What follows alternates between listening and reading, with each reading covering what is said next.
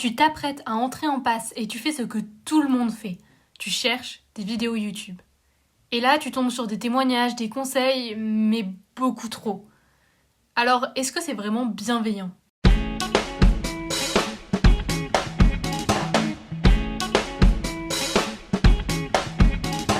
Cette vidéo est plus courte que d'habitude et définitivement le titre est plus intriguant. Je fais cette vidéo parce que juste avant de rentrer en passe, l'été à la fin de la terminale, j'étais extrêmement stressée et j'ai fait ce que tout le monde fait. Je suis allée chercher des vidéos YouTube. Je prenais des notes, mais déjà ça ne m'était pas forcément utile. J'avais du mal à cibler les attentes de ma fac. Et puis surtout, j'ai beaucoup stressé et je voudrais vous éviter ce stress en vous évitant d'aller chercher du contenu anxiogène par mon témoignage ici. Alors oui, c'est normal de vouloir se préparer à la passe. C'est même une bonne chose. C'est la meilleure chose que tu puisses faire en fait.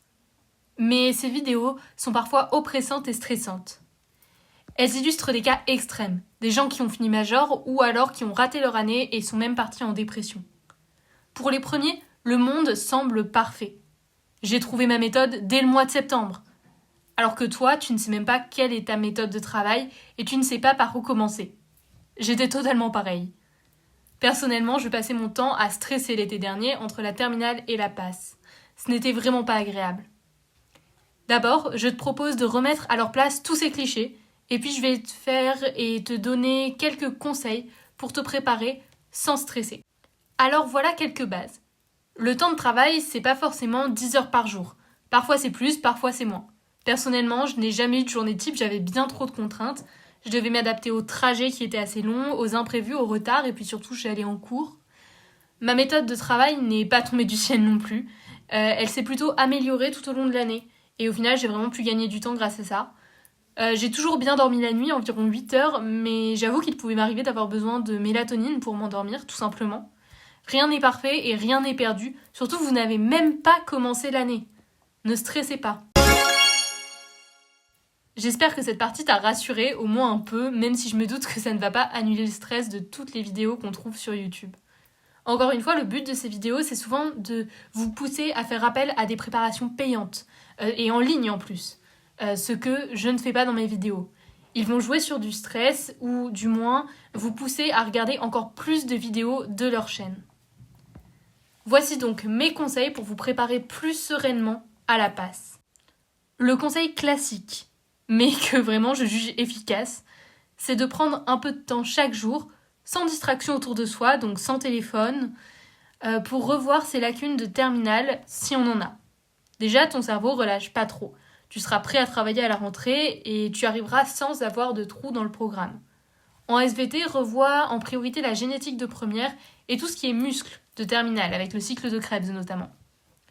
En physique-chimie, je te conseille de revoir l'ensemble du programme, je te jure, tout est utile.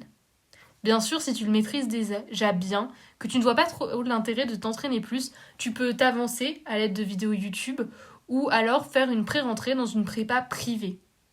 Cependant, si ton tutorat propose une pré-rentrée, vérifie que les deux n'empiètent pas l'une sur l'autre. Du coup, mon deuxième conseil coule de source, renseigne-toi sur ta fac.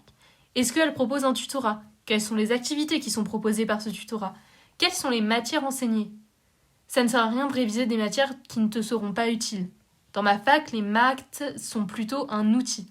Mais dans certaines, c'est une matière à part entière, hyper utile et classante. Si tu veux trouver ta méthode de travail dès l'été, je te conseille des vidéos plus généralistes, comme comment apprendre plutôt que trouver sa méthode de travail en passe.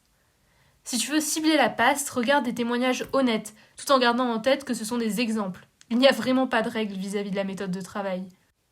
En passe, j'ai lu ce livre et il était vraiment génial. Il était génial parce qu'il n'était pas sur la passe en elle-même, mais sur comment apprendre en général. Le but, c'est que tu arrives en connaissant les outils pour apprendre, que ce soit vraiment du théorique, comme dans le livre, ou alors des outils vraiment pratiques, comme Anki, Quizlet, savoir faire des fiches, Excel tout simplement, ou encore Hipipip. Et surtout en sachant les utiliser. Là, à la rentrée, tu pourras tout de suite commencer à tester, et puis surtout, tu pourras changer plus facilement sans avoir à refaire plein de recherches si tu veux changer ta méthode de travail. Et puis garde bien en tête que la méthode de travail ne fait pas tout. Il faut qu'elle te convienne et qu'elle soit utile à ton apprentissage. Alors résumons tout ça. Ma vidéo se veut bienveillante et rassurante, j'espère t'avoir aidé. Les vidéos YouTube sont souvent stressantes. Privilégie des vidéos de témoignages honnêtes, sans intérêt financier derrière, qui ne jouent pas sur ta peur, mais te donnent un exemple. Découvre les outils pour avoir une méthode de travail adéquate en te rappelant que ce n'est pas grave si tu ne la trouves pas dès le début de l'année. Ne t'égare pas et fais des recherches sur ta fac pour cibler des éventuelles révisions. À bientôt sur un autre point de vue. Si la vidéo t'a intéressé, je te conseille mes autres vidéos pour en découvrir un peu plus sur la passe de manière honnête et sans stress. Dis-moi aussi s'il y a des vidéos que tu aimerais que je fasse sur la chaîne pour pouvoir vous aider au mieux.